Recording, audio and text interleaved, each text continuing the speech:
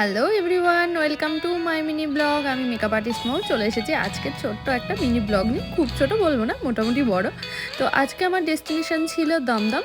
সেখানে ছিল একটা রিসেপশন ব্রাইড, সেই উদ্দেশ্যেই সকাল সকাল বেরিয়ে পড়েছিলাম এবং পৌঁছেও গেছিলাম খুব তাড়াতাড়ি দমদমে।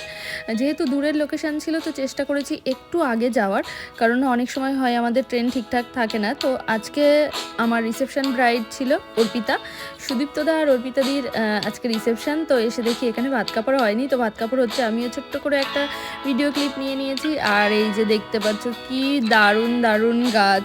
তো সত্যি বলতে ব্যালকনিটা ছিল খুব ছোট, কিন্তু ছোট জায়গায় এত গাছ ছিল, আমি না দেখে ভিডিওটা না করে আর পারিনি।